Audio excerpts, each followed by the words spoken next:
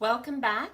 I hope you're enjoying this story. So when we left off, Elmer Elevator was just getting into the boat and hiding at the dock. So let's see what's happened to Elmer Elevator.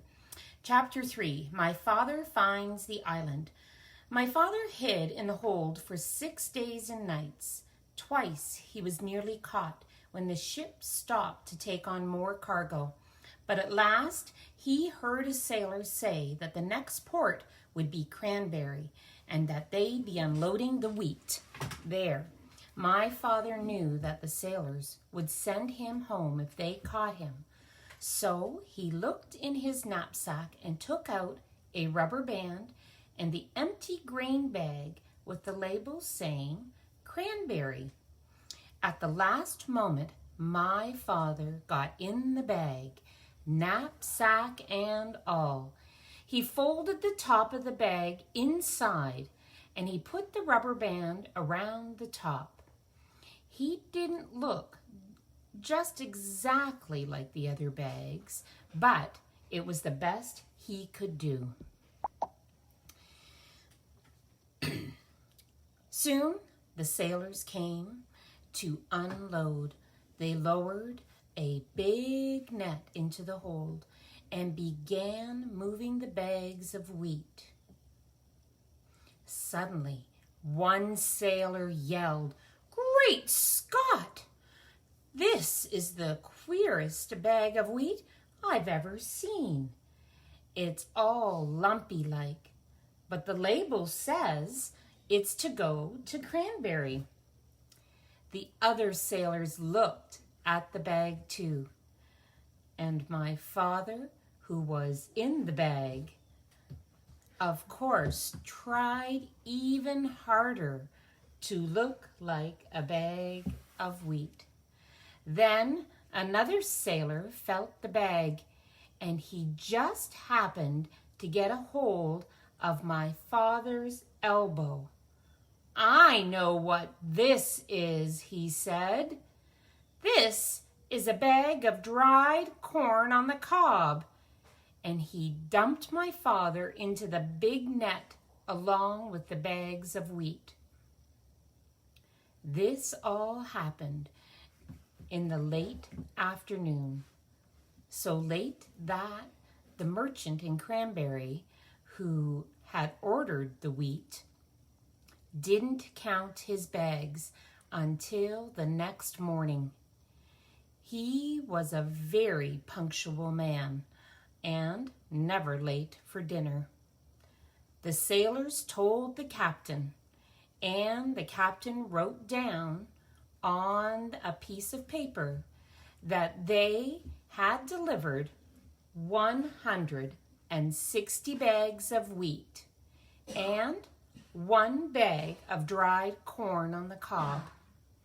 They left the piece of paper for the merchant and sailed away that evening.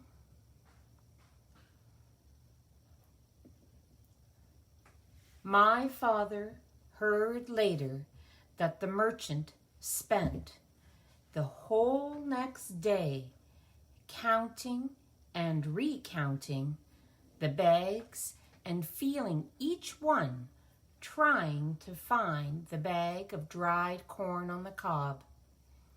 He never found it because as soon as it was dark, my father climbed out of the bag, folded it up, and put it back in his knapsack.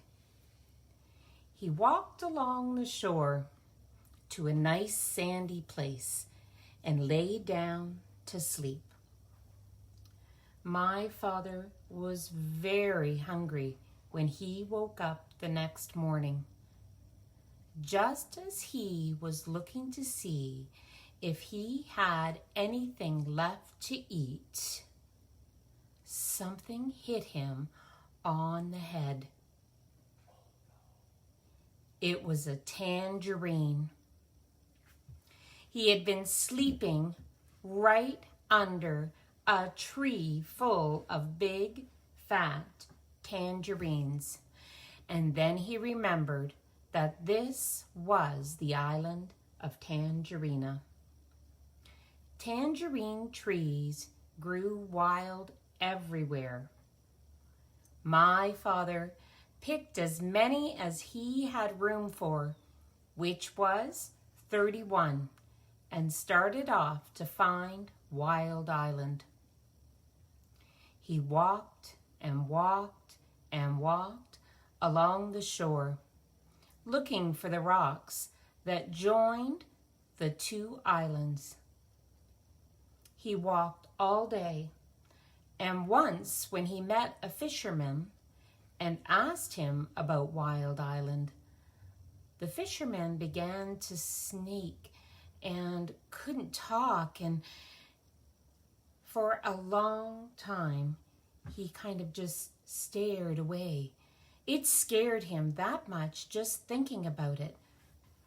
Finally, he said, "Many people have tried to explore Wild Island, but not one has come back alive. We think they were eaten by the wild animals." This didn't bother my father. He kept walking and slept on the beach again that night. It was beautifully clear the next day. Way down the shore, my father could see a long line of rocks leading out into the ocean, and way out at the end, he could just see a tiny patch of green. He quickly ate 7 tangerines and started down the beach. It was almost dark when he came to the rocks. But there, way out in the ocean, was the patch of green. He sat down and rested a while, remembering that the cat had said, "If you can, go out to the island at night, because then the wild animals won't see you coming along the rocks, and you can hide when you get there." So my father picked 7 more tangerines, put on his black rubber boots, and waited for dark. It was a very black night, and my father could hardly see the rocks ahead of him.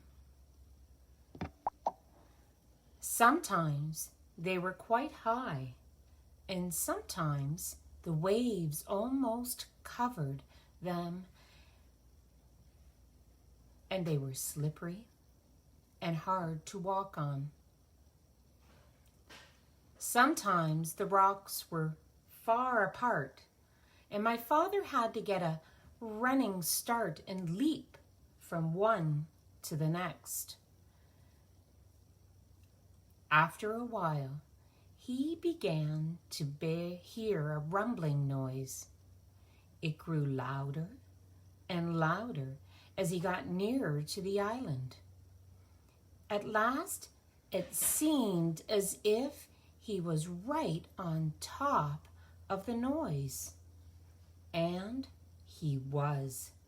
He had jumped from a rock onto the back of a small whale who was fast asleep and cuddled up between 2 rocks. The whale was snoring and making more noise than a steam shovel. So it never heard my father say, "Oh, I didn't know that was you." And it never knew my father had jumped on its back by mistake. For 7 hours, my father climbed and slipped and leapt from rock to rock. But while it was still dark, he finally reached the very last rock and stepped off onto Wild Island. And that is the end of chapter 3.